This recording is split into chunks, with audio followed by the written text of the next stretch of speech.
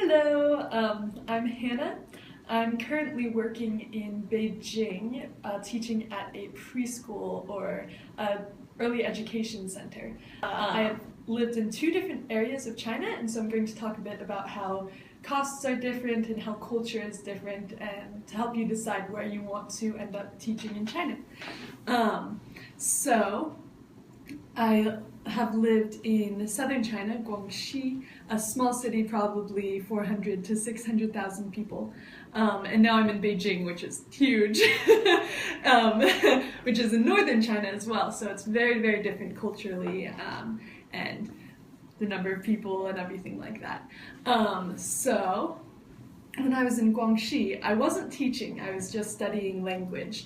So I was working in a different way, but I got to learn a lot about the culture. So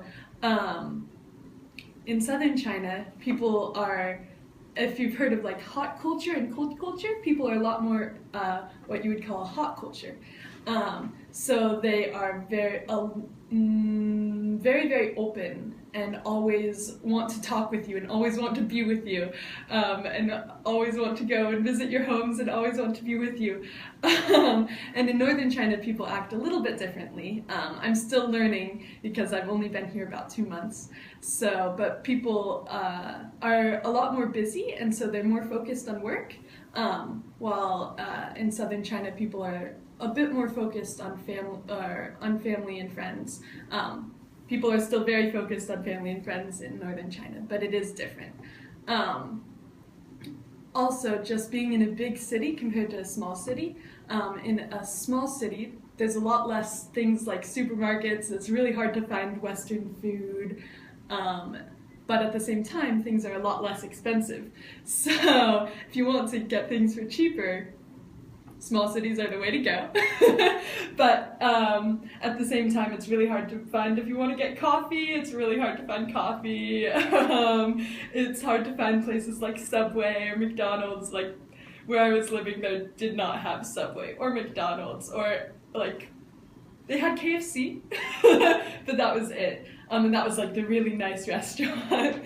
But you can find really, really good quality Chinese food anywhere that you go, whether it's a small city or a big city. If you go and go to the countryside, then it's completely different. But yeah, you can find good food anywhere. But if you want to find good Western food, bigger cities are probably the way you want to go.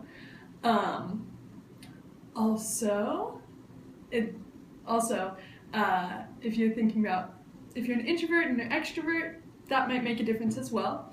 In big cities, there's a lot more people.